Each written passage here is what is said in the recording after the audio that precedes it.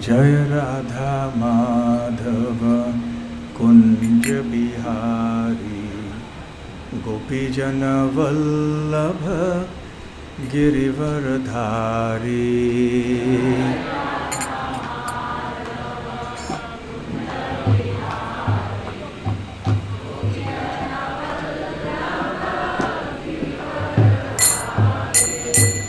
जय राधा माधव कुंज बिहारी गोपीजन वल्लभ गिरिवरधारी।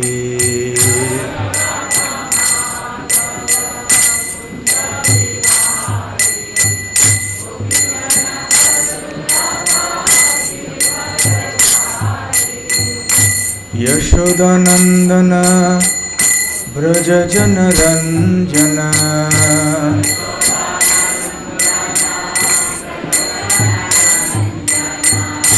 यशोदानंदन ब्रज जन रंजन।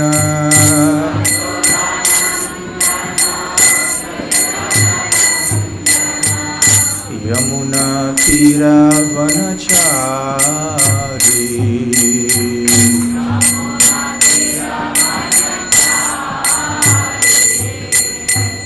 यमुना तीरा वनचारी।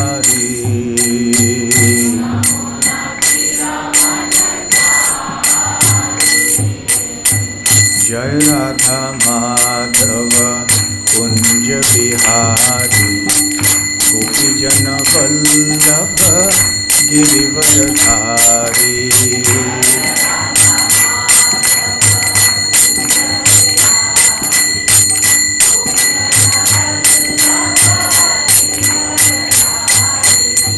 Hare Krishna,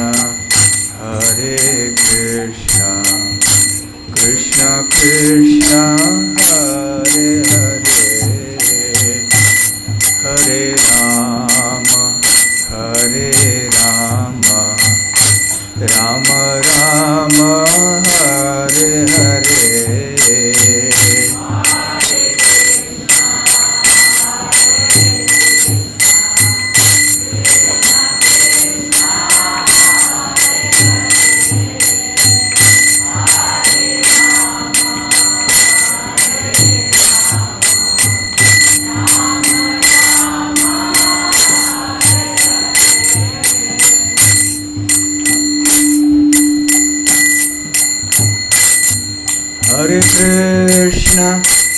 Hare Krishna, Krishna Krishna, Hare Hare, Hare Rama, Rama Rama, Hare Hare.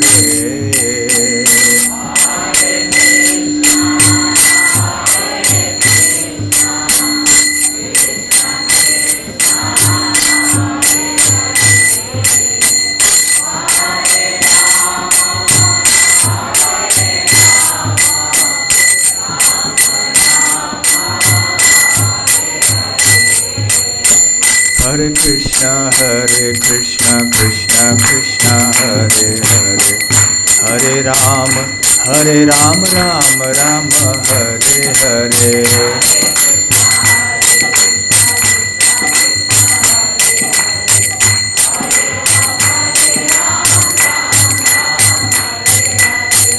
Hare Krishna, Krishna Krishna, Hare Hare, Hare Rama, Rama Rama, Hare Hare.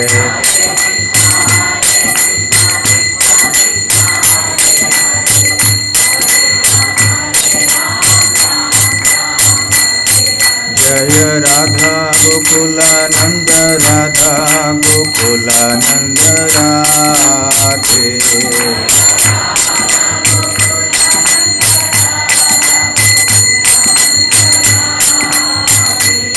Jai Gauranitai, Jaya Gauranitai, Jaya Gauranitai, Jaya Gauranitai.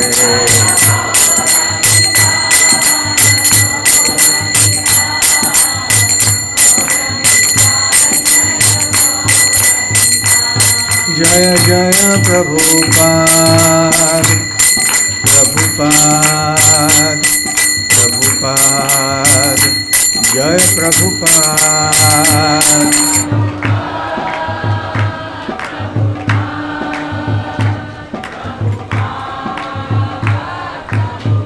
Nitai Gaura Hari बोल हरि बोल हरि बोल निताय गौरा हरि बोल।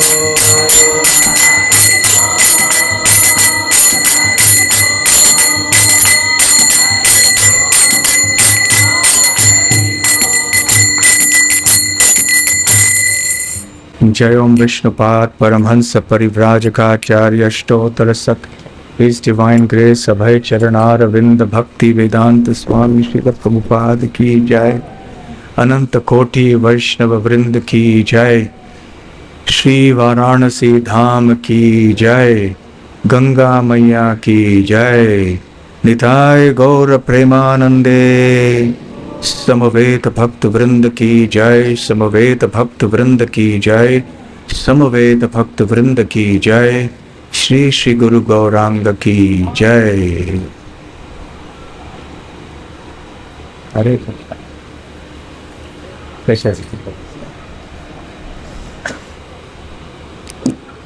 ओम अज्ञानतिमिरान्धस्य ज्ञानाञ्जनशलाकया चक्षुरुन्मीलितं येन तस्मै श्रीगुरवे नमः।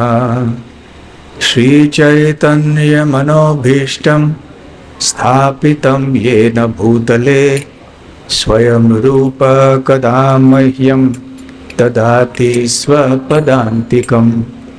वन्देऽहं श्रीगुरो श्रीयुतपदकमलं श्रीगुरून् वैष्णवांश्च श्रीरूपं साग्रजातं सहगण रघुनाथान्वितं तं सजीवं साद्वैतं सावधूतं परिजनसहितं कृष्णचैतन्यदेवं श्रीराधाकृष्णपादान् सहगण ललिता श्रीविशाखान्वितांश्च। नमो ॐ विष्णुपादाय कृष्णप्रेष्ठाय भूतले श्रीमते भक्तिवेदान्त स्वामिनिति नामिने। नमस्ते सारस्वते देवे गौरवाणी प्रचारिणे निर्विशेष शून्यवादी पाश्चात्य देशतारिणे। मूकं करोति वाचालं पंगुं लंघायते गिरिं यत्कृपातमहं वन्दे श्रीगुरून् दीनतारणम्। वाञ्छाकल्पतरुभ्यश्च कृपा सिन्धुभ्य एव च पतितानां पावनेभ्यो वैष्णवेभ्यो नमो नमः।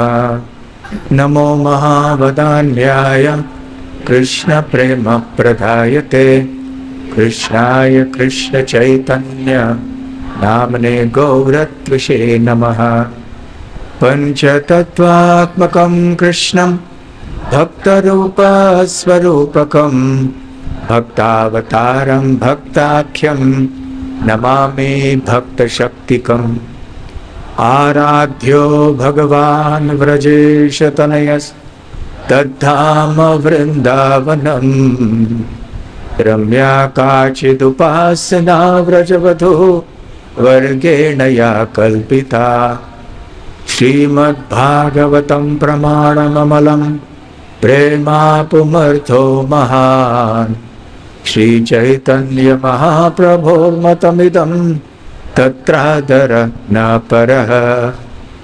हे कृष्ण करुणा सिन्धो दीनबन्धो जगत्पते गोपेश गोपिका कान्त राधा कान्त नमोस्तुते।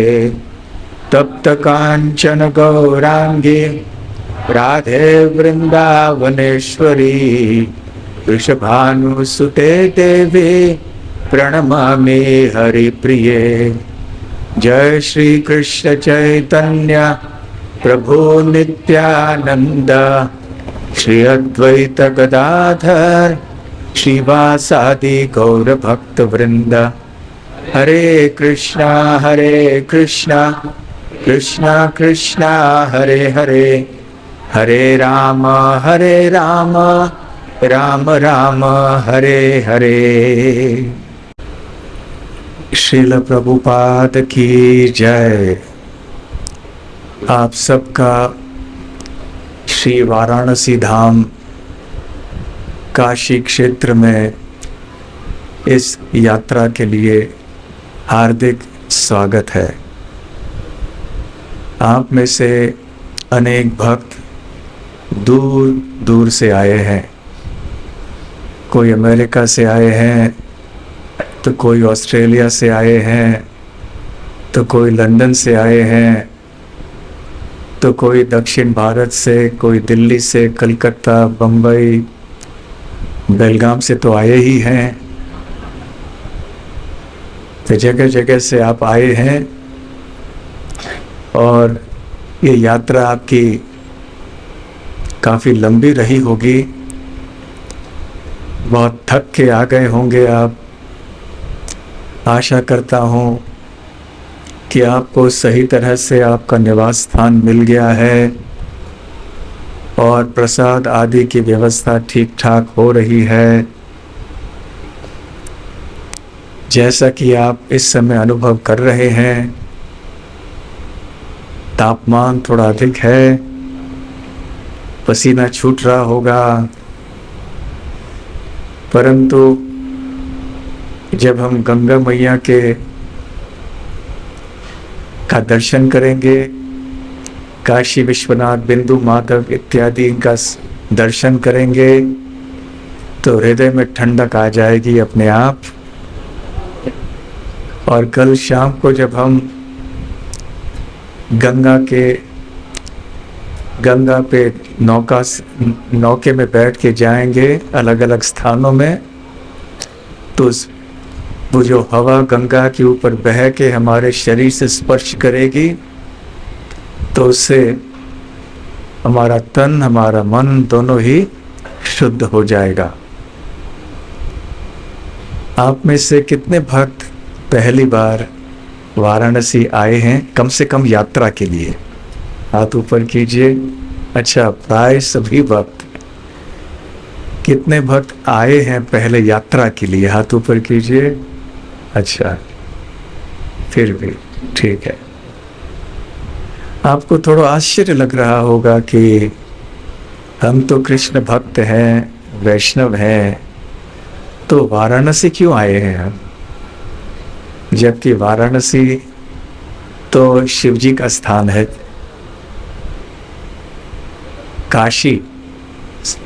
काशी में बहुत सी चीज़ें हैं देखने के लिए, सुनने के लिए, अनुभव करने के लिए, परंतु प्रधान जो एक चित्र हमारे मन में वाराणसी के बारे में है, वो है गंगा और शिव जी। हाँ, ये दो तो है ही, इनका प्रभाव सर्वव्यापी है यहाँ पर, इस सारे क्षेत्र में। परंतु और भी कई महत्वपूर्ण बातें हैं जिनका खुलासा इन 3 दिनों में होगा। जैसा कि आप सब जानते हैं, ये काशी धाम बहुत प्रसिद्ध और प्राचीन तीर्थ स्थान है।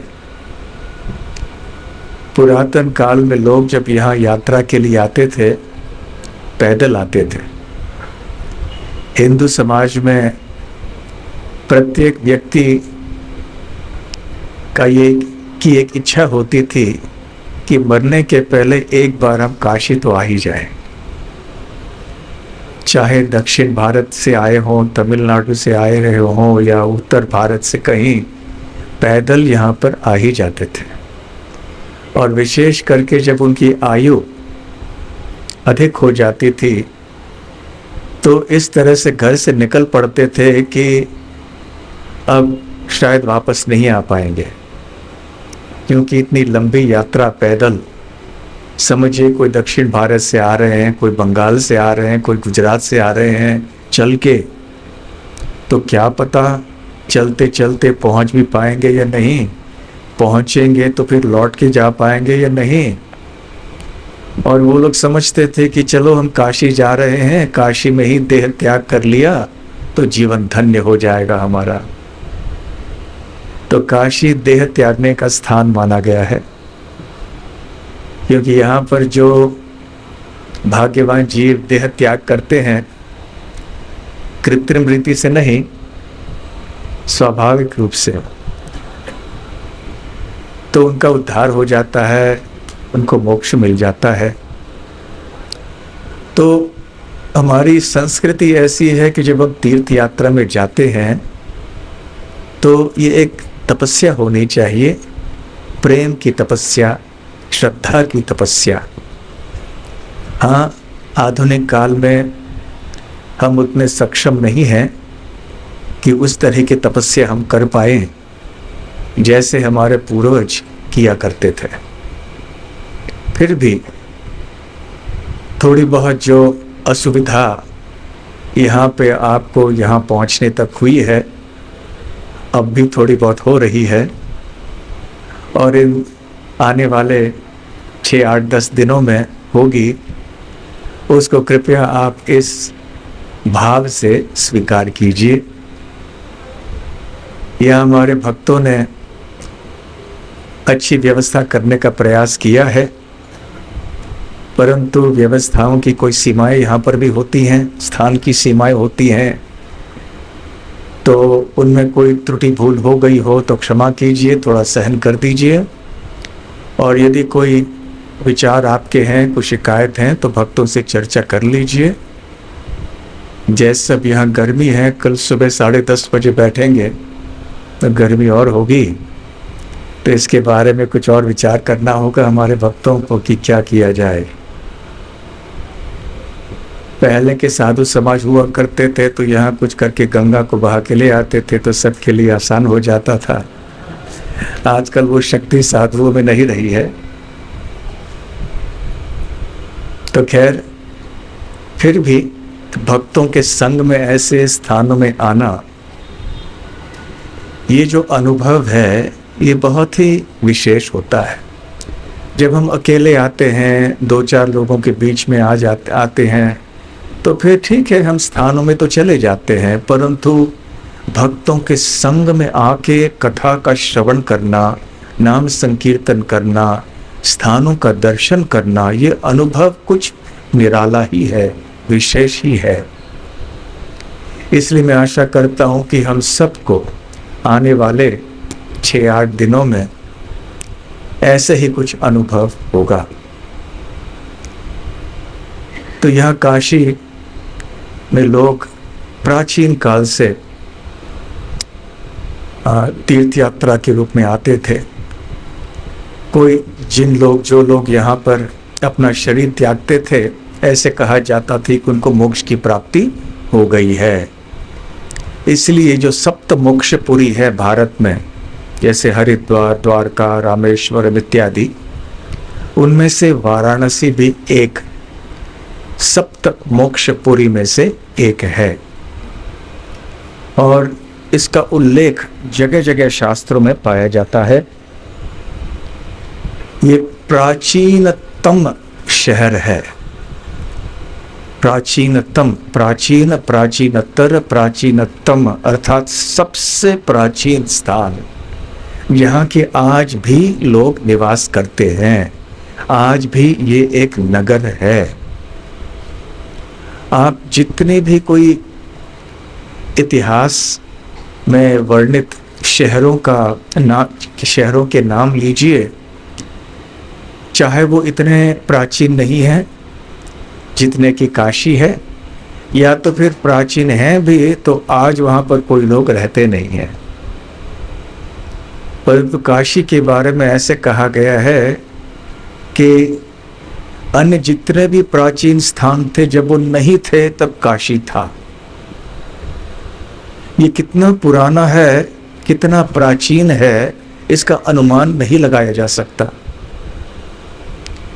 आधुनिक इतिहासकार इन्होंने एक अनुमान लगाया है कि कम से कम ये नगर 450 पुराना है, परंतु 4,500 की जीवन समय की अवधि तो बहुत कम है।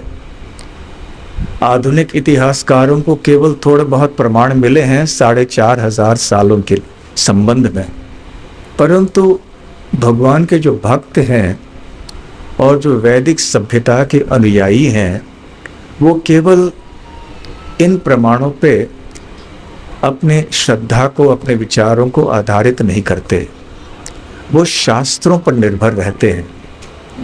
तो हमारे शास्त्रों में काशी के बारे में कितने जगह वर्णन है, कितने विस्तार में वर्णन है, इससे हम समझ सकते हैं कि ये स्थान, ये नगर बहुत पुराना है, बहुत बहुत प्राचीन। इसका अनुमान नहीं लगाया जा सकता। वैसे यहाँ एक राजा रहा करते थे, दिवोदास कहा जाता है कि उन्होंने इस नगर का निर्माण किया, परंतु उनके पहले भी उनके पूर्वज यहाँ रहा करते थे। कोई कहते हैं कि ये काशी नगर शिव जी के त्रिशूल के ऊपर स्थित है। काशी शब्द कश धातु से आता है। कश अर्थात जो चमकता है। तो किस चीज से चमकता है ये नगर? ये आध्यात्मिक ज्ञान से, आध्यात्मिक शक्ति से। तो कश से आया काशी। जिस स्थान में आध्यात्मिक शक्ति और ज्ञान का प्रकाश फैला हुआ है, जो प्रज्वलित यहाँ पे ये आध्यात्मिक प्रकाश दिखाई पड़ रहा है, वो है काशी। और यहाँ पे काशी विश्वनाथ विराजमान है। 12 ज्योतिर्लिंगों में से एक, बल्कि ऐसे बताया जाता है कि ये प्रथम ज्योतिर्लिंग है और 12 ज्योतिर्लिंगों में से ये प्रधान माना जाता है। तो ऐसे यहाँ भी बताया जाता है कि पृथ्वी से कैसे ही ज्योतिर्लिंग प्रकट हुआ, एक प्रकाश का खंभा मान लीजिए प्रकट हो गया। तो इस तरह के बहुत सारे वर्णन शास्त्रों में पाए जाते हैं। तो लोग यहाँ पर अपने जीवन का ध्येय समझकर चले आते हैं बहुत ही श्रद्धा से। और ये बड़े चमत्कार की बात है कि आज भी यहाँ पर सब कुछ प्रचलित है, फिर भी आप जान लीजिए कि इतनी बार काशी नगर के विविध स्थानों को, मंदिरों को तोड़ दिया गया है, या वो समय के काल के प्रभाव में नष्ट हो गए हैं। और आप थोड़ी खुदाई कीजिए, आपको नीचे और कोई मंदिर आदि के खंडर मिल जाएंगे, और खुदाई कीजिए उसके नीचे और आपको मिल जाएंगे, उसमें भी खुदाई कीजिए और आपको कुछ मिल जाएगा। ऐसे 3-4 आपको स्तर मिलेंगे। आप जमीन में चलते जाइए तो इतने प्राचीन काल से यहाँ मंदिर, तीर्थ स्थान आदि सब रहे हैं। आज जो हम देख रहे हैं ये रूप जो है ये बहुत नया रूप है। जैसे पहले काशी हुआ करता था वैसे नहीं है। आज बड़ी बड़ी इमारतें हो गई हैं, परंतु उस समय में काशी की महिमा कुछ और थी। तो वैसे अनेक शास्त्रों में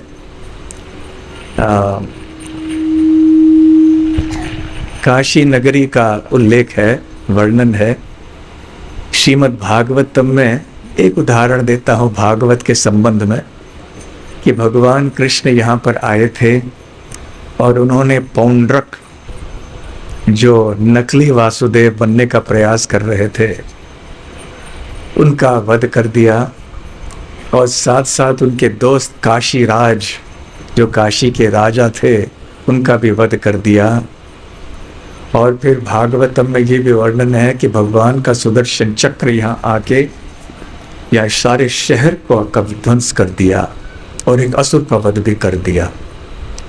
तो श्रीमद् भागवतम तो में है ही, परंतु साथ साथ 4 वेद हों, विशेष करके ऋग्वेद हो, उपनिषद हो, पुराण हो इत्यादि, महाभारत हो, तो समस्त जो हमारे वैदिक शास्त्र हैं इनमें निश्चित रूप से काशी का उल्लेख तो पाया ही जाता है। और यहाँ पर जितने भी बड़े बड़े संत महात्मा हुए हैं इतिहास में, उनके नाम सोचिए और आप निश्चित ही जान लीजिए कि वो काशी में तो आए थे। भले वो द्वारका में गए होंगे, नहीं गए होंगे, परंतु काशी में तो अवश्य आए थे। और यहाँ पे आपको अनेक स्थान मिलेंगे, अनेक मंदिर जो बहुत बहुत प्राचीन है और लगभग 5-10 किलोमीटर में ही ये सारे स्थान हैं। तो यहाँ पर पंचक्रोशी परिक्रमा की जाती है और पंचक्रोशी अर्थात 10 मील लगभग, जैसे हम ब्रजमंडल परिक्रमा करते हैं 84 कोस परिक्रमा, वहाँ भी पंचकोशी परिक्रमा करते हैं वृंदावन में। तो यहाँ पर भी परिक्रमा की एक प्रथा है। जितने भी हमारे महत्वपूर्ण तीर्थ स्थान हैं, चाहे चित्रकूट हो, मैंने सुना आप में से थोड़े भक्त चित्रकूट से आए हैं, तो वहाँ शायद आपने कामतगिरी की परिक्रमा की होगी। ब्रजभूमि में जाके गोवर्धन की परिक्रमा होती है। तो यहाँ काशी में भी पंचक्रोशी परिक्रमा होती है। और एक विशेष बात काशी के बारे में है, और इन जितनी भी चीज़ें आपको बता रहा हूँ मैं, उनका थोड़ा विस्तार में मैं वर्णन आज और आने वाले 2 दिनों में करने का प्रयास करूँगा। तो यहाँ पे गंगा के तट पे अनेक घाट हैं, लगभग 84 घाट हैं ऐसे बताया जाता है। तो इन 84 घाटों में लोग आके जगह जगह से स्नान करते हैं। कई जगह यहाँ पर शरीर अग्नि दहन होता है, अर्थात स्मशान भूमि जैसे हो जाता है, जैसे मणिकर्णिका घाट हो, हरिश्चंद्र घाट हो। और साथ साथ में लोग यहाँ स्नान करने आते हैं। बहुत बड़े उत्सव भी यहाँ मनाए जाते हैं और इन उत्सवों के बारे में भी हम थोड़ा बहुत सुनेंगे।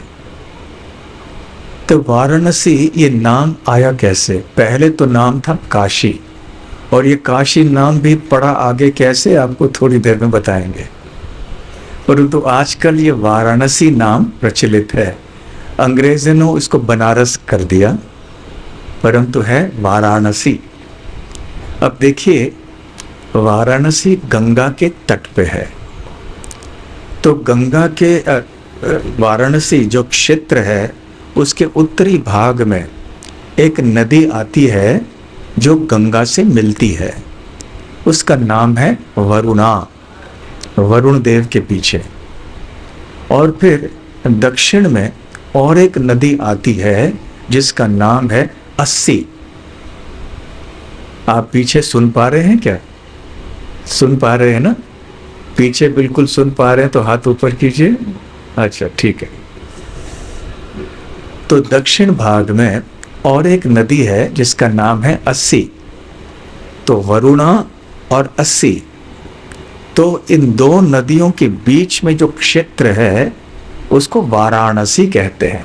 और वरुणा और अस्सी जोड़ के हुआ वाराणसी। तो ये दोनों नदियां सहायक नदियां हैं। अंग्रेजी में इसे ट्रिब्यूटरी कहते हैं, जो आके गंगा से मिलती हैं। यहाँ पर पहले वैसे ये 2 स्थान जो संगम है नदियों के, देखिए जहाँ भी नदियाँ मिलती हैं ना, जो संगम है वो पावन स्थान माने जाते हैं, कोई भी संगम हो। परंतु जब नदियाँ बहुत महत्वपूर्ण होती हैं आध्यात्मिक दृष्टि से, और वहाँ पे कोई संगम हो या पवित्र नदियों का संगम हो, तो वो स्थान और भी पवित्र हो जाता है। तो वरुणा और गंगा का संगम और अस्सी और गंगा का संगम बहुत महत्वपूर्ण है। और एक स्थान है जिसको पंचगंगा कहते हैं, जिसके बारे में हम थोड़ी देर में चर्चा करेंगे।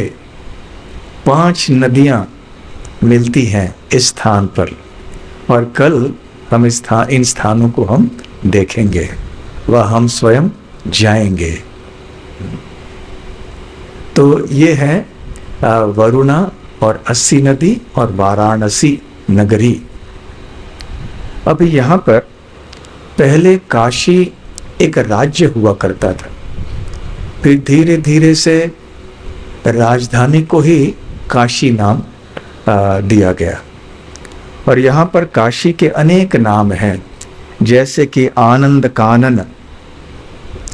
विविध ग्रंथों में अलग अलग समय पे इनके अलग अलग नाम हुए हैं। अविमुक्त, अविमुक्त क्यों है वो भी हम देखेंगे। महाश्मशान ये भी एक नाम है। आप समझ गए होंगे इस नाम के पीछे कारण क्या है।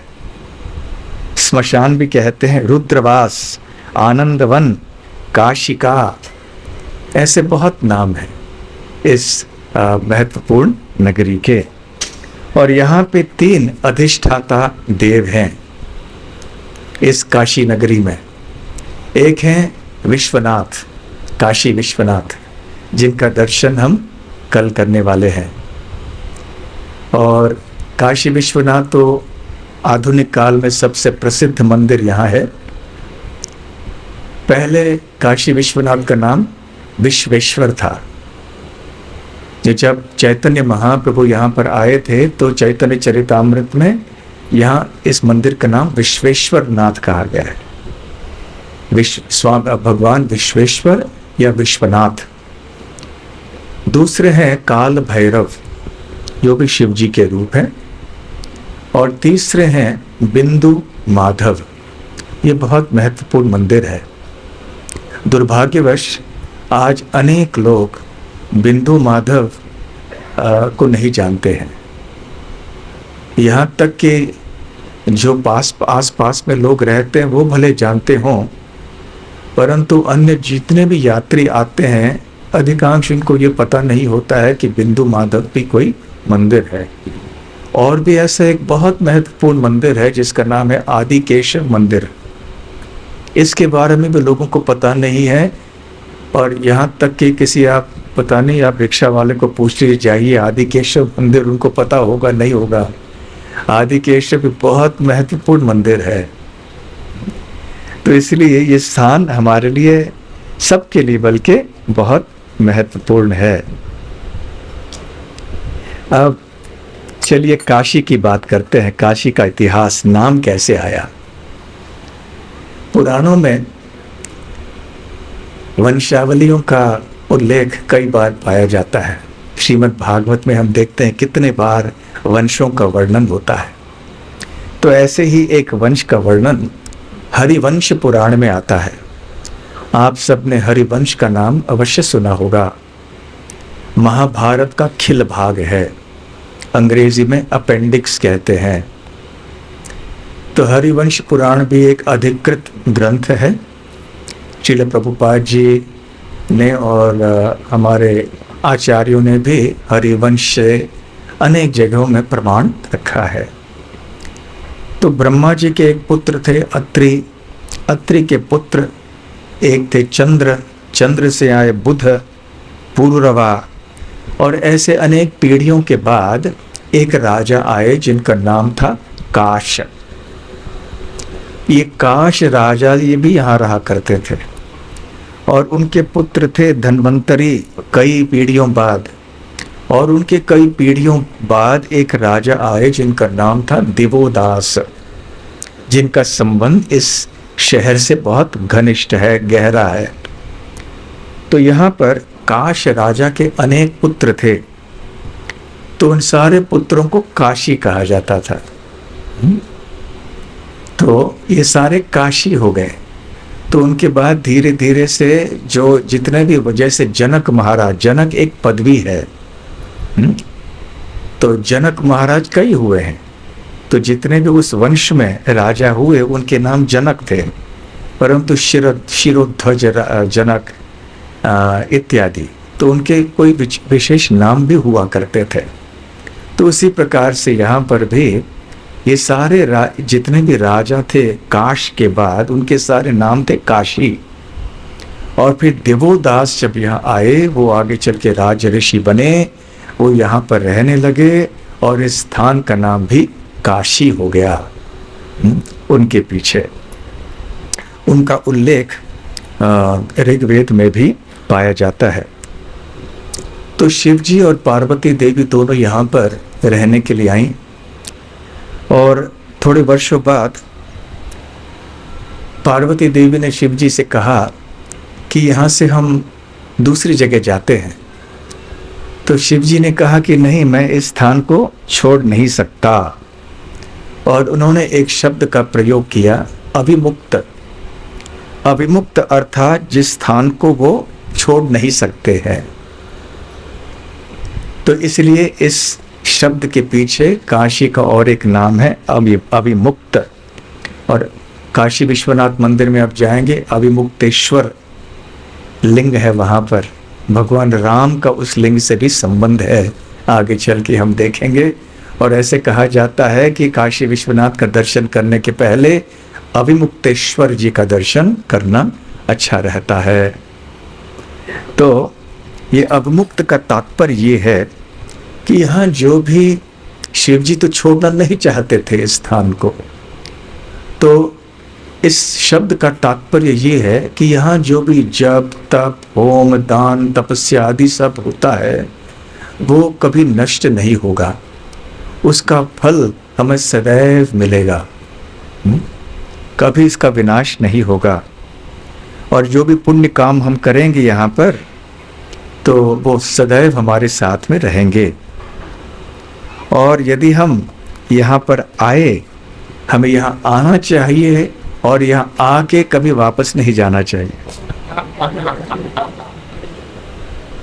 ऐसे शास्त्रों में कहा गया। लेकिन डरिए मत, डरिए मत। तो खैर ऐसे है ये काशी, काशी नगरी। साधारणतः जैसे मैंने पहले कहा, काशी नगरी का संबंध केवल शिव जी से हमारे मन में हम करते हैं, परंतु शायद अनेक लोगों को ये नहीं पता है कि भगवान विष्णु का कितना गहरा संबंध इस स्थान से है।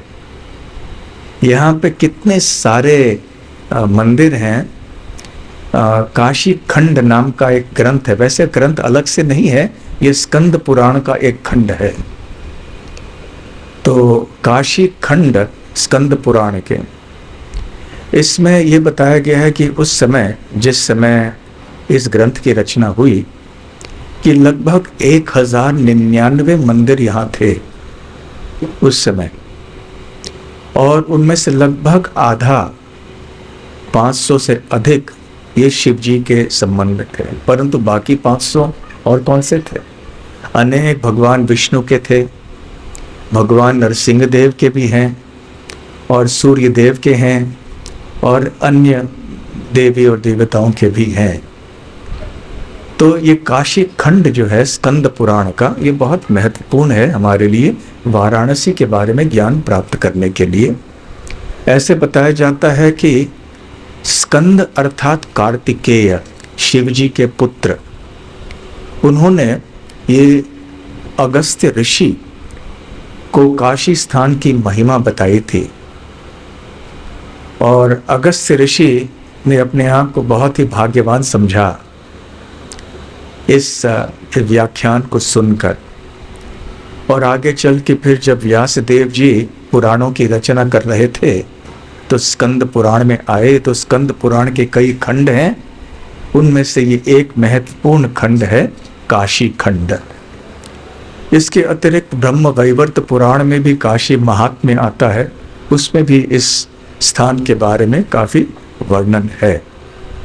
तो खैर, तो हम देखेंगे कि यहाँ पर भगवान विष्णु से संबंधित भी कई स्थान हैं। बल्कि ऐसे बताया जाता है कि काशी के दो भाग हैं, एक है विष्णु काशी और दूसरा है शिव काशी। जैसे कि कांची के साथ में भी है कांचीपुरम। आप में से कोई तमिलनाडु के हैं क्या? तमिलनाडु से हैं कोई? कांचीपुरम का नाम आपने सुना है, तो शिव कांची, विष्णु कांची, उसी तरह से शिव काशी, विष्णु काशी। तो जैसे मैंने पहले कहा था कि गंगा के तट पे पश्चिमी भाग में अनेक घाट हैं, 84 घाट हैं, और एक घाट है मणिकर्णिका घाट, जो बहुत महत्वपूर्ण है और हम चर्चा करने वाले हैं इस घाट के बारे में। तो मणिकर्णिका घाट से आगे उत्तर भाग में चलते हुए सबसे उत्तर में है आदिकेशव घाट।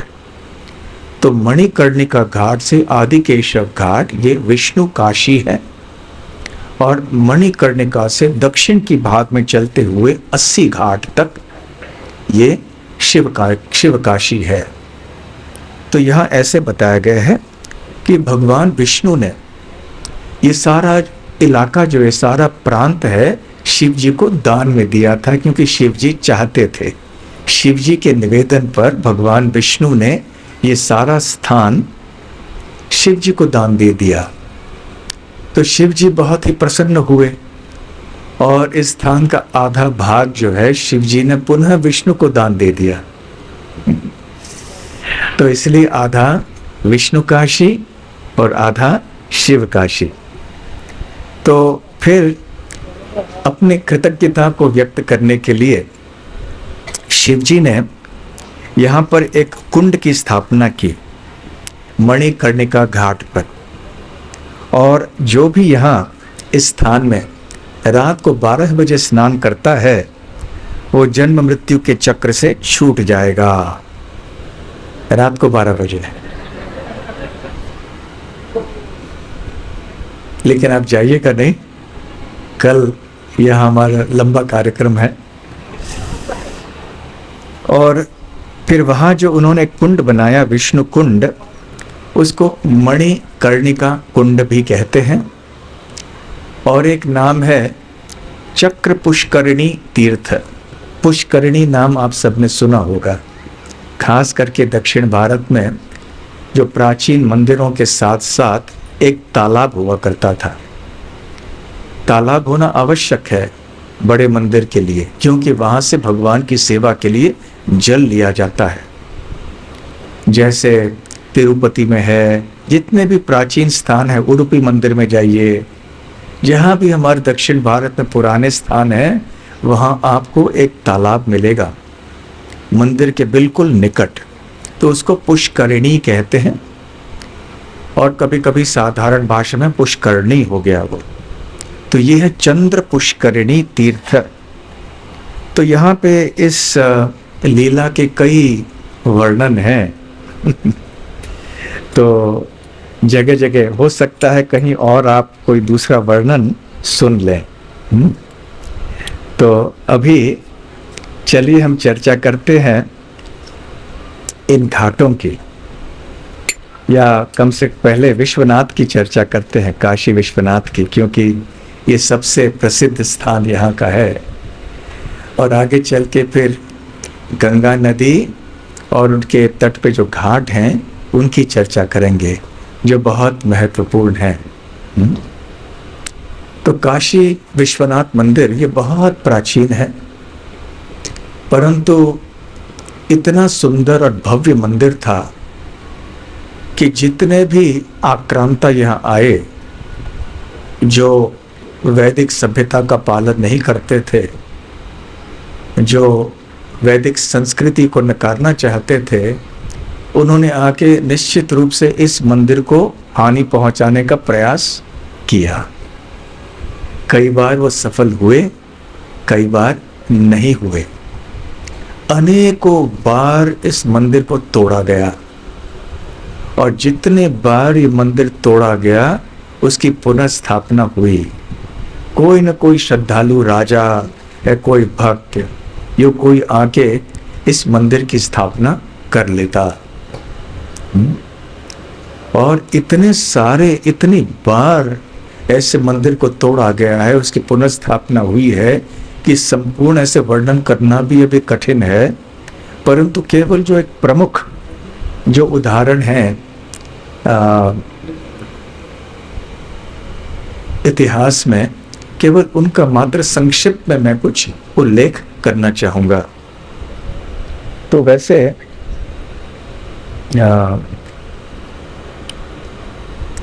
जब चैतन्य महाप्रभु यहाँ पर आए थे तो बहुत भव्य मंदिर था, विश्वेश्वर मंदिर, आदि विश्वेश्वर मंदिर था। परंतु उसके बल्कि पहले महाप्रभु के पहले भी 12वीं शताब्दी में मोहम्मद घोरी नाम का व्यक्ति आया यहाँ पे मध्यकालीन समय में, और उसने मंदिर को तोड़ दिया था। फिर उसके बाद राजा मान सिंह और तोदरमल जो राजपूत थे, राजा थे, अकबर से उनका संबंध था, उन्होंने पुनर्स्थापना कर ली। और फिर से जब औरंगजेब आया 1659 में, उसने देखा कि इतना भव्य मंदिर है, उसको तोड़ना चाहिए, तो उसने तोड़ दिया। पर तोड़ के संतुष्ट नहीं हुआ वो। उसने सोचा कि जो मंदिर के पत्थर आदि हैं, मंदिर का थोड़ा भाग वैसे का वैसे रखना चाहिए ताकि लोग देखें कि यह मंदिर तोड़ा गया था। और इसलिए आज जो बचा हुआ मंदिर है ना, बहुत महत्वपूर्ण है अदालत में, तो प्रमाण दिखता है। तो औरंगजेब ने ये सोचा नहीं था, तो थोड़ा बहुत बच गया है अभी। लेकिन मूल स्थान पे उन्होंने तो ये मंदिर को तोड़ा और एक मस्जिद बना लिया, अलमगिरी मस्जिद। तो जहाँ आदि विश्वेश्वर शिवलिंग हुआ करता था, वो स्थान अभी आज के काशी विश्वनाथ मंदिर में नहीं है, वो थोड़ा हट के है। तो वहाँ वो मस्जिद है। और जैसे प्रथा थी ऐसे लोगों की कि जिस मंदिर को तोड़ते थे उस मंदिर के पत्थरों से ही मस्जिद बनाया करते थे। और मस्जिद में अंदर जाने के लिए जो सीढ़ियाँ आदि थीं, तो वो पत्थर वहाँ इस्तेमाल करते थे ताकि जितने लोग जाएंगे वो अपने पैर उनके ऊपर रख के जाएंगे। तो खैर ऐसे हुआ। फिर भी आगे चल के, और उसके बाद मतलब एक मंदिर को तोड़ने के लगभग 7-8 साल बाद ये मस्जिद खड़ा कर दिया। और मस्जिद का नाम क्या है? ज्ञानवापी मस्जिद। ज्ञानवापी अर्थात ऐसे लोग कहते हैं, मुझे निश्चित नहीं पता, शायद यहाँ के इतिहासकार होंगे जो और निश्चित बता पाएंगे, कि जब औरंगजेब ने ऐसे आक्रमण किया तो यहाँ के श्रद्धालु भक्तों ने उस शिवलिंग को एक कुएं में छुपा लिया। तो ज्ञानवापी, वापी अर्थात एक कुआं, कुएं में छुपा लिया उन्होंने, और इसलिए इसका नाम ज्ञानवापी हुआ। ऐसे कई लोग कहते हैं, हो सकता है कोई और वर्णन हो भी इस संबंध में। तो अभी इस मस्जिद का नाम है ज्ञानवापी मस्जिद। नाम से ही आप जान सकते हैं कि ये कुछ गड़बड़ का मामला है, ये कुछ ठीक नहीं है ये। और उसके बाद इंदौर की अहिल्याबाई होलकर, इन्होंने आके मंदिर की पुनर्स्थापना की। वैसे काशी वाराणसी में मराठा के जो राजाएं थे, राजा थे और रानियां थीं अनेक, जैसे सिंधिया, ग्वालियर के शिंदे या सिंधिया थे, इंदौर के होलकर थे, फिर और उनके जो आगे चल के पेशवा बने, तो उनकी बहुत महत्वपूर्ण भूमिका रही है काशी वाराणसी में। और जब बिंदु माधव मंदिर की चर्चा करेंगे उस समय भी हम देखेंगे। तो इनका योगदान बहुत विशेष रहा है। जब भी यहाँ पर कुछ हुआ करता था, कोई आके आक्रमण करता था, कुछ हिंसा या तोड़ देता था, तो यहाँ से कोई ना कोई मराठा के राजा रानी थे, वो आके कुछ उसको मरम्मत करके नया मंदिर खड़ा कर देते थे। ऐसे चलता गया, सदियों से ये इतिहास चलते आ रहा है।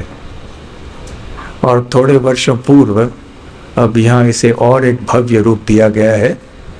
हम जब कल जाएंगे दर्शन के लिए, कल जा रहे हैं ना काशी विश्वनाथ, कल जा रहे हैं, तो वह हम देख पाएंगे काशी विश्वनाथ मंदिर।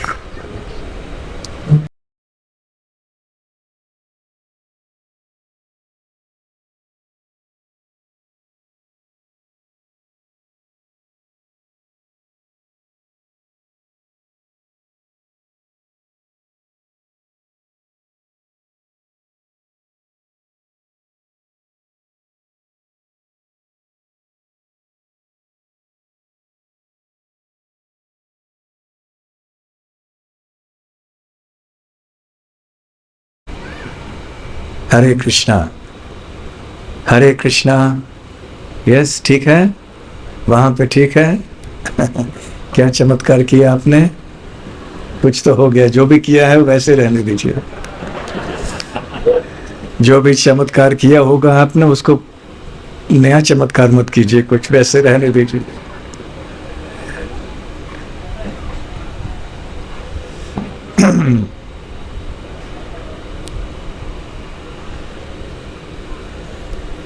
तो वाराणसी या काशी के ये आभूषण हैं, नदियां और नदियों पे स्थित घाट। मंदिर तो है ही, साथ साथ ये घाट जो हैं, 84 घाट अपने आप में हर एक का अपना अपना महत्व है। इनमें से 5 घाट ये बहुत महत्वपूर्ण माने जाते हैं। 84 लाख में से, 84 घाटों में से एक है पंचनद घाट। इसको पंचगंगा घाट भी कहते हैं। दूसरा है मणिकर्णिका घाट। तीसरा है दशाश्वमेध घाट। चौथा है 80 घाट और 5वां है वरुण घाट। तो ये 5 घाट हैं और इन नदियों के बारे में, घाटों के बारे में हम संक्षेप में चर्चा करेंगे। गंगा नदी की चर्चा हम विस्तार में नहीं करेंगे, क्योंकि गंगा की चर्चाएं हम बेलगाम में भी काफ़ी समय से करते आए हैं। अनेक प्रवचन गंगा के बारे में हुए हैं और गंगा के बारे में आप सब जानते हैं। बस गंगा के संबंध में इतना कहना इस समय उचित रहेगा कि जब गंगा यहाँ काशी धाम में बहती हैं तो दक्षिण पूर्व दिशा में बहती हैं। उनका प्रवाह इस तरह होता है, परंतु जब वो काशी पहुंचती हैं तो फिर उनका प्रवाह का दिशा जो है वो बदल जाता है और उत्तर की दिशा में वो बहने लगती हैं और फिर से वापस समुद्र की ओर, दक्षिण की ओर चलती हैं। केवल यहाँ वाराणसी के स्थान में दिशा बदल के वो उत्तर की ओर आती हैं और ऐसा जो मोड़ है ये बहुत शुभ माना जाता है। तो गंगा जी जब यहाँ से बह रही थी तो उन्होंने सोचा कि अरे, मैं काशी विश्वनाथ जी के स्थान में आई हूँ, बिंदु माधव के स्थान में आई हूँ, तो मुझे उनका सम्मान करना चाहिए और सब कुछ यहाँ मंगल में करना चाहिए। जितने भी यहाँ पर तीर्थ यात्री आएंगे, श्रद्धालु भक्त आएंगे, वो भी लाभान्वित हो जाएंगे। इसलिए गंगा मैया ने अपनी दिशा बदल ली और दक्षिण पूर्व दिशा के प्रवाह को बदल के उत्तर दिशा में आई और फिर दक्षिण में होकर फिर समुद्र की ओर चली गई। तो ये गंगा नदी है।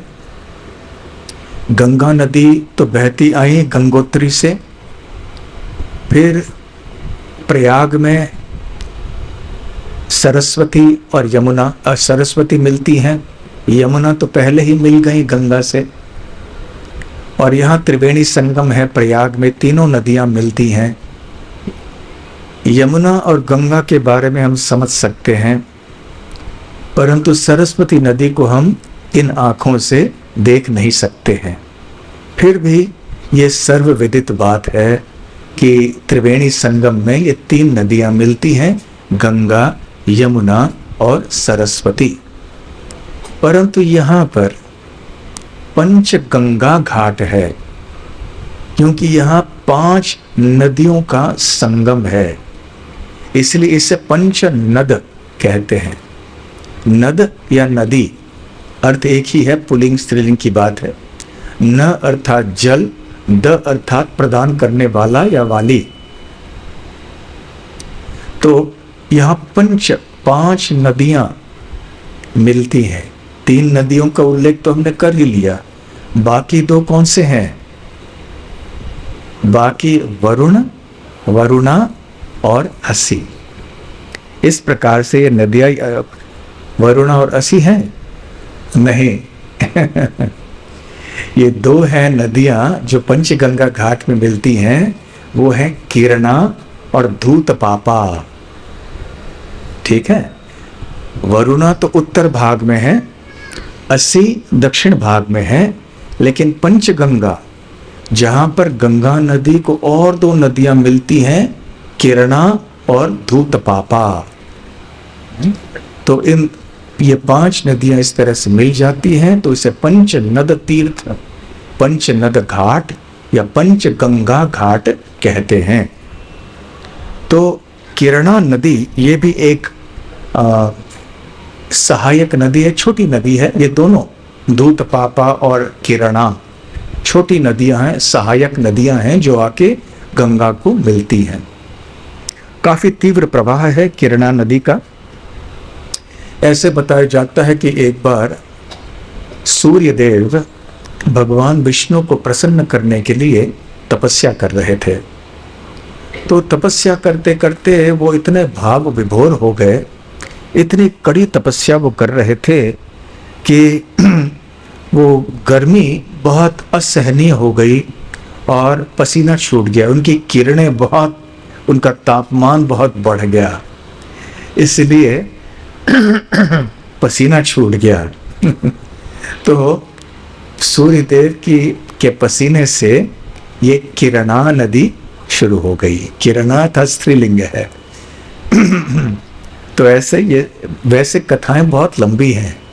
काशी खंड में यदि आप पढ़ेंगे तो इतनी लंबी कहानियां हैं, ऐसी सारी कहानियां बताते जाएंगे तो बहुत समय निकल जाएगा।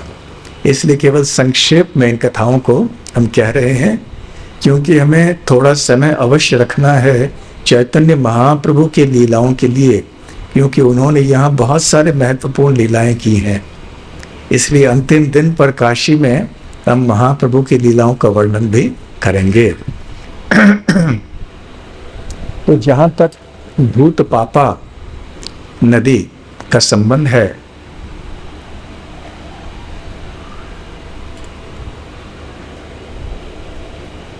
ऐसे बताया जाता है कि वो वेदशिरा या देवशिरा नाम के ऋषि की पुत्री थीं। उन्होंने बहुत लंबे समय तक भगवान को प्रसन्न करने के लिए तपस्या की। भगवान विष्णु प्रसन्न हुए और उन्होंने ये वरदान दिया कि जो भी यहाँ पंचगंगा संगम में, इस तीर्थ में, इस घाट में स्नान करके बिंदु माधव का दर्शन करेंगे, वो न केवल समस्त पापों से मुक्त हो जाएंगे, बल्कि उनको मुक्ति मिल जाएगी। तो इसलिए ये 5 नदियाँ गंगा, यमुना, सरस्वती, किरणा और धूत पापा, ये मिलके यहाँ पंचगंगा तीर्थ बन जाती हैं। तो ऐसे काशी खंड में बताया जाता है कि इस स्थान में पंचगंगा घाट में खास करके कार्तिक महीने में स्नान करने के अनेक लाभ हैं। जो व्यक्ति यहाँ आके कार्तिक महीने में स्नान करते हैं, उनको इतना लाभ होता है कि इसका वर्णन नहीं किया जा सकता। जितने भी अन्य तीर्थ स्थानों में यज्ञ आदि करके लाभ मिलता है, और राजसूय यज्ञ, ये यज्ञ, वो यज्ञ, सारे तीर्थ स्थान बल्कि यहाँ पर स्नान करने के लिए भी आ जाते हैं, ऐसे कहा जाता है। यहाँ पर कार्तिक महीने में बहुत भीड़ होती है, और ऐसे भी माना जाता है कि देवलोक से भी देवगण यहाँ पर स्नान करने कार्तिक महीने में आ जाते हैं। और कार्तिक में और एक विशेष बात यहाँ है कि लोग यहाँ दीप अर्पण करते हैं। और कैसे अर्पण करते हैं? टोकरी के अंदर रखते हैं। आप जानते हैं टोकरी में थोड़ी जगह होते हैं हवा के लिए भी, तो हवा भी आ जा सकती है, और अंदर कोई दीप रखा हुआ हो तो उसका प्रकाश भी दिखाई पड़ता है। तो उसे टोकरी में रखे, उसे बांस के खंभे के ऊपर ऐसे खड़ा करा देते हैं। तो ये एक बहुत मंत्रमुग्ध करने वाला और दर्शनीय दृश्य होता है कार्तिक के महीने में। आप में से कितने भक्त यहाँ कार्तिक महीने में आ चुके हैं? ये आपने ये दृश्य देखा होगा कार्तिक महीने में, बहुत अच्छा। मैंने अभी तक नहीं देखा है, कार्तिक महीने में यहाँ आने का अवसर नहीं मिला है। तो बहुत ही सुंदर दृश्य होता है, बड़े भक्ति भाव से यहाँ पर लोग आते हैं। और विशेष रूप से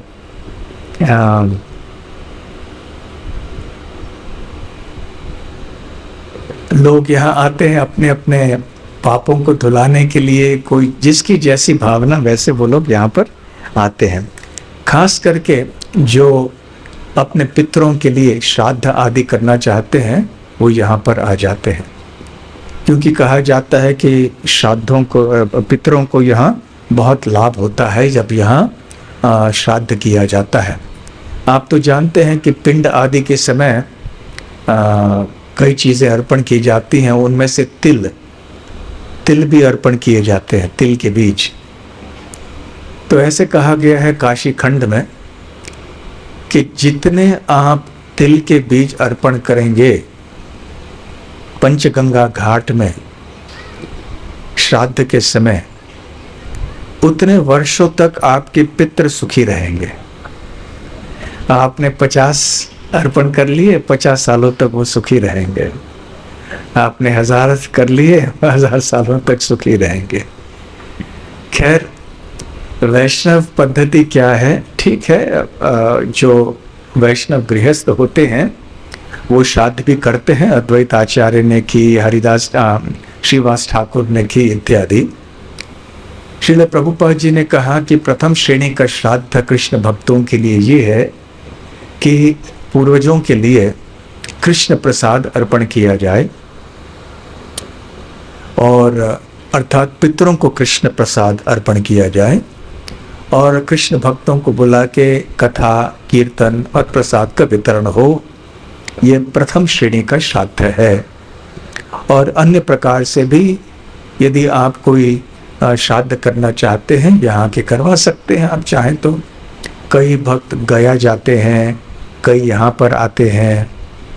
तो ये श्राद्ध आदि के लिए बहुत ही प्रसिद्ध है। और ऐसे भी बताया जाता है कि जाने अनजाने में जितने भी पाप आदि हुए हैं वो सब यहाँ पे क्षमा हो जाते हैं। तो खैर, खास करके पंचगंगा घाट का ये महत्व है। आगे चल के मणिकर्णिका घाट, ये बहुत महत्वपूर्ण घाट है। ऐसे 2 घाट विशेष ऐसे हैं वाराणसी में, जहाँ पे आप देखोगे कि शवों को जलाया जाता है, स्मशान है। मणिकर्णिका घाट एक है और हरिश्चंद्र घाट दूसरा है। हरिश्चंद्र की कथा आपने बचपन से सुनी होगी अमर चित्र कथा में। तो हरिश्चंद्र ने भी अपने आप को बेच दिया था यहाँ पे इसी स्थानों में। तो खैर, ये मणिकर्णिका घाट, और इसका नाम क्यों हुआ, श्रील प्रभुपाद जी ने चैतन्य चरितामृत के मध्य लीला के 17वें अध्याय के 82वें श्लोक में के तात्पर्य में ऐसे कहा है। तो श्रील प्रभुपाद जी के तात्पर्य को मैं पढ़ रहा हूँ, प्राय करके अनुवाद कर रहा हूँ। विषय ये है कि चैतन्य महाप्रभु यहाँ पर आए थे पहली बार, जब वो जगन्नाथपुरी से वृंदावन की ओर निकल पड़े। तो यहाँ पर आए थे वाराणसी में।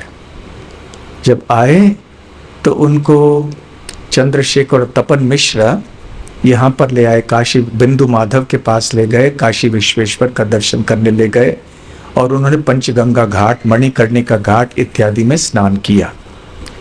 तो मणिकर्णिका घाट का वर्णन जब आता है तो श्रील प्रभुपाद कहते हैं तात्पर्य में कि मणिकर्णिका घाट प्रसिद्ध इसलिए है क्योंकि महान संतों के मत में एक यहाँ शिव जी के कर्णों से एक कुंडल यहाँ पर गिर पड़ा। तो मणि, जो कि कानों का कुंडल, एक मणि थी, और कर्णिका अर्थात कान से। तो क्योंकि शिव जी के कानों से एक अनमोल रत्न गिर पड़ा, इसलिए इसका नाम मणिकर्णिका हुआ। तो श्रील प्रभुपाद जी आगे कहते हैं कि कई संतों का और विद्वानों का मत ये भी है कि विश्वनाथ जी अर्थात शिव जी एक बहुत बड़े वैद्य हैं। और किस तरह के वैद्य हैं? कौन सी बीमारी को ठीक करते हैं? वो भव रोग को दूर करते हैं। और कैसे करते हैं? वो कानों में भगवान राम का नाम बोल के व्यक्ति का उद्धार कराते हैं। देखिए, ये बहुत महत्वपूर्ण बात है, याद रखिए इसको। तो प्रभुपाद जी यहाँ क्या कह रहे हैं कि काशी खंड में, स्कंद पुराण के काशी खंड में ऐसे बताया जाता है कि शिव जी परम वैद्य हैं, क्योंकि सबसे बड़े बीमारी से वो लोगों को मुक्त कर सकते हैं। सबसे बड़ी बीमारी ये कोई टाइफॉइड, कॉलेरा वगैरह नहीं है। सबसे बड़ी बीमारी है भवरोग, ये जन्म मृत्यु का चक्र। और शिव जी इससे हमें मुक्त करा सकते हैं, क्योंकि वो परम वैष्णव हैं, भगवान के परम भक्त हैं। और वो कानों में आके राम का नाम बोलते हैं। और इसके बारे में 1-2 मिनट बाद हम और चर्चा करेंगे। और इसलिए इस स्थान का नाम है मणिकर्णिका। आगे प्रभुपाद जी तात्पर्य में कहते हैं कि ऐसे कहा जाता है कि मणिकर्णिका घाट से श्रेष्ठ और कोई स्थान नहीं है जहाँ की गंगा बहती है। और जिस घाट है उसे मणिकर्णिका घाट कहते हैं। और ये बहुत ही महत्वपूर्ण है, क्योंकि ये भगवान विश्वनाथ के लिए बहुत प्रिय है। और फिर काशी खंड के एक श्लोक का उल्लेख करते हुए कहते हैं कि जो भी व्यक्ति इस मणिकर्णिका घाट में अपने प्राण को त्यागता है, वो मुक्त हो जाता है केवल शिव जी के नामोच्चारण से। और भगवान विष्णु स्वयं काशी खंड में कहते हैं कि जो यहाँ स्नान करते हैं उसे एक माँ के गर्भ को देखने की आवश्यकता भविष्य में नहीं पड़ेगी। दूसरे शब्दों में उसका जन्म नहीं होगा। तो यहाँ स्नान करने के लाभ अनेक हैं। तो यहाँ पर दोपहर में स्नान किया जाता है। कौन से स्थान में रात को 12 बजे करते हैं स्नान? अभी बताए थोड़ी देर पहले, पंचगंगा में। और यहाँ पे दोपहर में, दोपहर के समय यहाँ स्नान करने की विधि है। और देवलोक से भी निवासी आते हैं। और केवल देवता नहीं, शिव जी और पार्वती इस समय आके स्नान करते हैं मणिकर्णिका घाट में।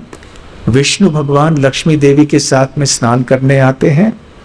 ब्रह्मा जी आते हैं, देवलोक के निवासी आते हैं, नागलोक के निवासी आते हैं इसी स्थान पे। यहाँ तक कि जितने भी और पवित्र नदियां हैं, तीर्थ स्थान हैं, वो भी ठीक 12 बजे यहाँ मध्याह्न समय यहाँ पर आते हैं स्नान करने के लिए। तो इसलिए यदि हम उस समय पे मणिकर्णिका घाट में स्नान करेंगे तो बहुत लाभ मिलता है। और आजकल तो ये स्मशान ही है, बन गया है। आगे आप जाएं तो यहाँ स्नान नहीं किया जा सकता, इसलिए आगे आप चक्र पुष्करणी तीर्थ की ओर चलेंगे तो वहाँ उस पुष्करणी के पास में लगते हुए जो नदी है, वहाँ पर यदि हम स्नान करेंगे तो हमें वही लाभ मिल जाएगा। और वहाँ आप पढ़ेंगे, पढ़ने के लिए बहुत से वहाँ बातें बताई गई हैं कि इस स्थान का इतिहास क्या है। तो राजा हरिश्चंद्र ने अपने आप को बेच दिया था यहीं पे। इस स्थान को महाश्मशान भी कहते हैं। और एक महत्वपूर्ण बात यह है, काशी खंड में बताया गया है, और यहाँ श्री राम की भूमिका कैसे महत्वपूर्ण है वो हम जान पाएंगे। वैसे श्री राम और शिव जी का घनिष्ठ संबंध है, क्योंकि शिव जी तो सदैव राम का नाम लेते रहते हैं।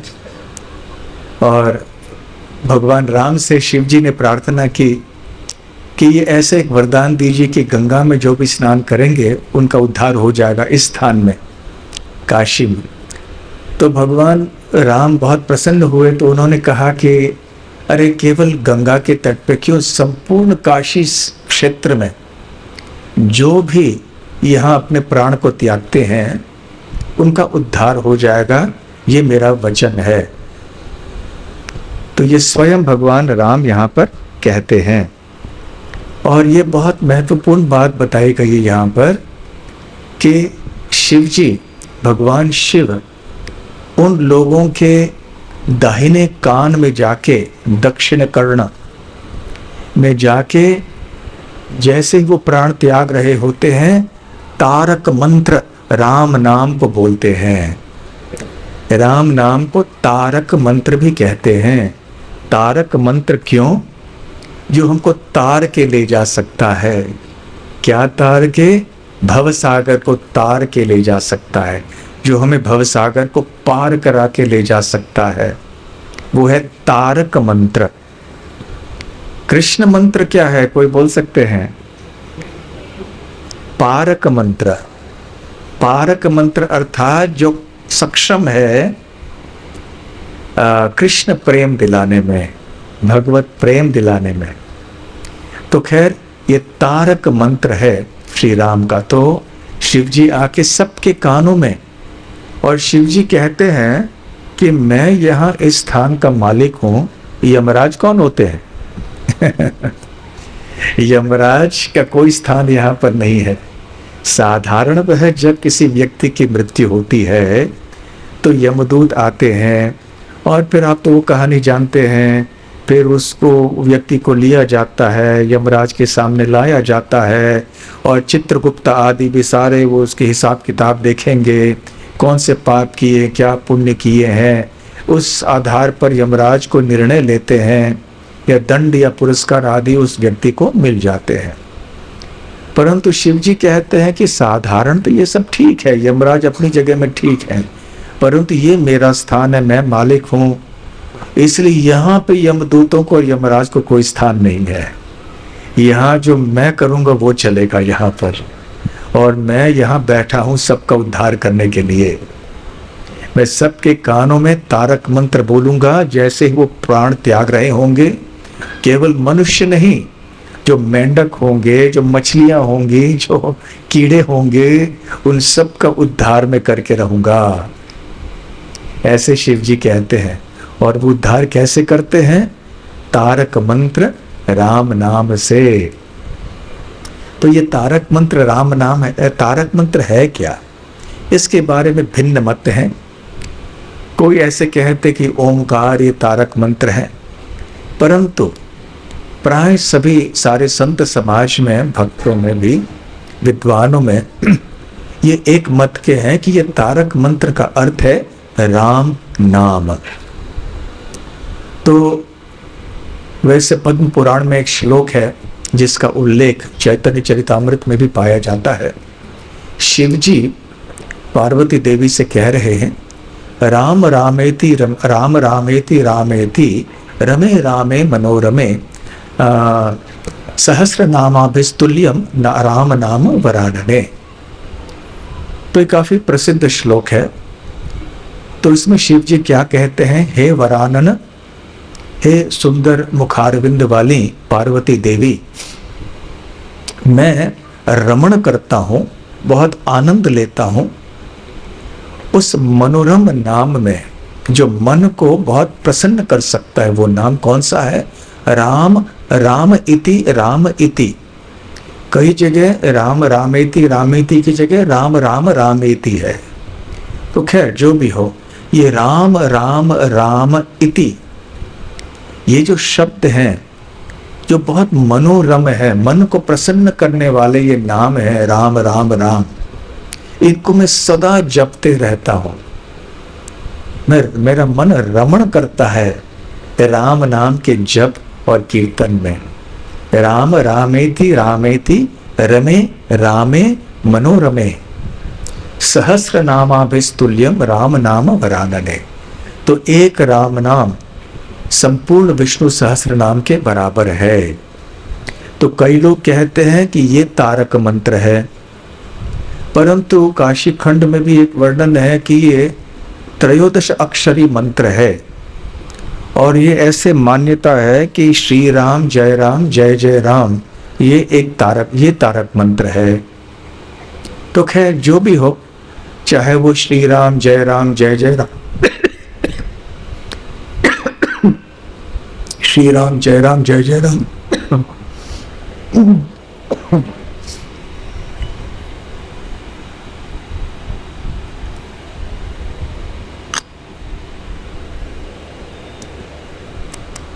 चाहे वो श्री राम जय जय राम हो या राम रामेति रामेति इत्यादि वो श्लोक हो या केवल राम राम राम राम राम राम हो, मुख्य बात क्या है कि राम का नाम है जो हर एक जीव को तार सकता है। और शिव जी हर एक के दाहिने कान में जाके बोलते हैं।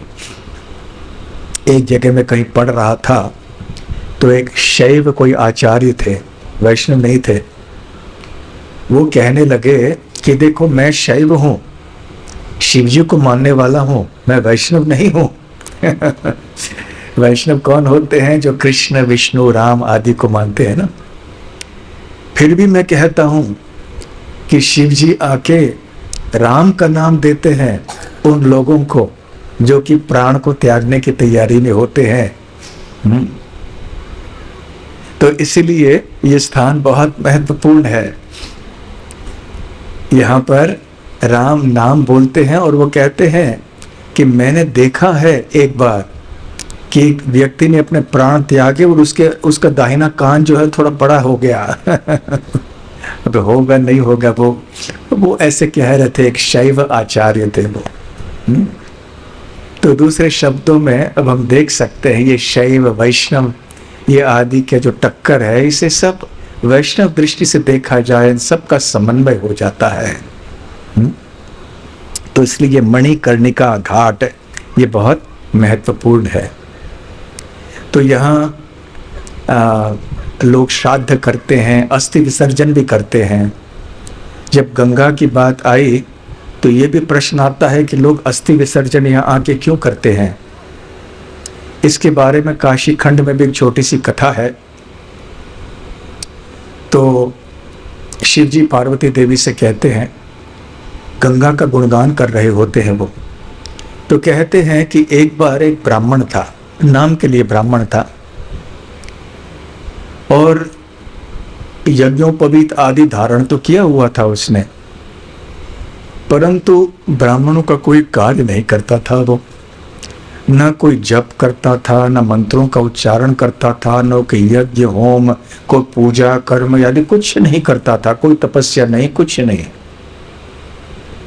केवल यज्ञोपवीत धारण करके बैठा था, तरह तरह के निषिद्ध कार्यों को करता था और एक अयोग्य महिला से उसने विवाह भी कर लिया। तो जब यहाँ काशी में, वो काशी में रहता था, फिर यहाँ एक बार अकाल पड़ गया, सूखा पड़ गया, तो यहाँ कुछ भोजन आदि नहीं मिल रहा था। तो अपने पत्नी के साथ उसने सोचा कि हम दूसरी जगह जाएंगे जहाँ कोई जीविका या जीवन निर्वाह का कोई सुविधा मिल जाएगी। तो वहाँ जाते जाते उनको एक जंगल पार करके जाना पड़ा और दैव से हुआ ये कि वहाँ एक शेर उन पे टूट पड़ा। शेर ने दोनों को मार दिया और दोनों मर गए वहाँ पर। तो वहाँ पर बाद में गिद्ध पक्षी आए। गिद्ध जानते हैं ना, जो शव को खाते हैं, अंग्रेजी में वल्चर कहते हैं। तो गिद्ध वहाँ पर आए, उन्होंने देखा कि शेर ने थोड़ा बहुत खाया हुआ है शरीर को और बाकी शरीर के अवयव थोड़े यहाँ वहाँ पड़े हुए हैं। तो एक गिद्ध पक्षी ने आके उस ब्राह्मण के पैर को उठा लिया, टांग थी वहाँ पे, जो भी बचा हुआ था वो एक उठा लिया अपनी चोंच में और उड़ के गया। अब वो तो उड़ गया, ठीक है। यहाँ पर जब इसकी मृत्यु हो गई तो वहाँ पर कहाँ, यमलोक में वही चर्चा हो गई, ये ब्राह्मण ने ऐसे किए वैसे किए, नाम का ब्राह्मण। तो निष्कर्ष ये था कि इसको जितने भी नरक है उन सब में भेजना चाहिए। महारौरव, कुंभी पाक इत्यादि भागवत में 28 नरकों का वर्णन है ना, सारे के सारे नरकों में इसको जाना चाहिए। तो ठीक उस समय जब ये चर्चा हो रही थी वहां पर यमलोक में, और तैयारियां हो रही थी उसकी आत्मा को ले जाने के लिए वहां पर, तो ये गिद्ध जो है उसके टांग को, उसके पैर को लेके वो उड़ रहा था। उस समय दूसरे गिद्ध ने इस पहले गिद्ध को देखा और उस पहले गिद्ध के ऊपर आक्रमण किया, क्योंकि उसे वो चाहिए था।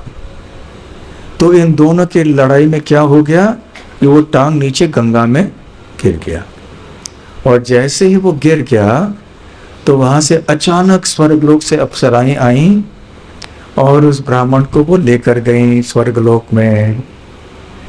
और फिर ये यमराज की गणना, गिनती, और यहाँ सब उल्टे हो गए। तो ये शिव जी बताते हैं पार्वती देवी को कि गंगा में इसलिए लोग अस्थि विसर्जन आदि करते हैं। देखिए, ये जो प्रथाएं होती है ना, पिंडदान करना, तर्पण, तर्पण अर्थात जल अर्पण करना, पिंड अर्थात आप जानते हैं चावल तिल आदि अर्पण करना, ये श्राद्ध, ये सारी महत्वपूर्ण क्रियाएं हैं। इसलिए शरीर को जलाया जाता है। केवल दफनाने से वो लाभ नहीं मिलता, क्योंकि कई बार जो लोग इन क्रियाओं से परिचित नहीं है, इसके पीछे जो विज्ञान है इससे परिचित नहीं है, तो वो कभी कभी निंदा करते हैं या कोई गलतफहमी हो जाती है उनके मन में इन कार्यों के प्रति। बात यह है कि जब शरीर यूं ही रह जाता है जमीन में, और उसका शरीर तो नष्ट हो जाएगा, परंतु उस बीते हुए आत्मा का संबंध उस स्थान से और गहरा रह जाता है। जब शरीर को, स्थूल शरीर को पूरी तरह से जलाया जाता है, जो सूक्ष्म शरीर का संबंध उस स्थूल शरीर से है वो उसी समय कट जाता है। 11 दिन तक वो जब प्रेत बन जाता है, फिर आगे अपनी यात्रा में वो चले जाता है। परंतु जो दफनाया जाता है तो ये लाभ उस बीते हुए आत्मा को नहीं मिलता है। और दूसरी बात, जब ऐसे शरीर को जलाया जाता है स्मशान में, और फिर अस्थियों को आके गंगा या किसी पवित्र नदी में, पवित्र तालाब में ऐसे अर्पण किया जाता है, तो इस तरह का लाभ मिलता है बीते हुए आत्मा को। चलिए, जो कृष्ण के भक्त हैं, जो हरि नाम का आश्रय लेते हैं, उनको इन चीज़ों के बारे में इतनी परवाह नहीं है। फिर भी आप देखेंगे कि वैष्णव समाज में भी ये एक प्रथा है। यदि कोई बहुत महान वैष्णव है तो उनके शरीर को समाधि में रखा जाता है कि शुद्धिकरण की क्रिया की आवश्यकता नहीं है उनके लिए। परंतु जो इतने शुद्ध नहीं होते हैं उनके लिए ऐसे स्मशान में दहन क्रिया की आवश्यकता होती है। और फिर अस्थि विसर्जन गंगा में, यमुना में इत्यादि ऐसे पवित्र नदियों में किया जाता है, क्योंकि इस प्रकार का लाभ बीते हुए आत्मा को मिलता है।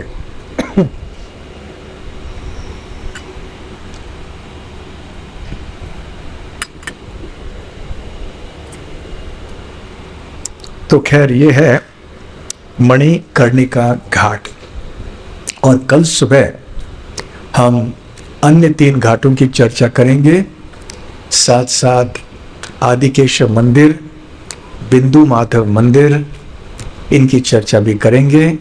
इससे पहले कि हम गंगा में घाटों का दर्शन करने के लिए जाएं, ताकि जब इन स्थानों में हम जाएंगे, इन स्थानों के बारे में हमने यदि सुन लिया है तो दर्शन में और हमें आनंद आएगा।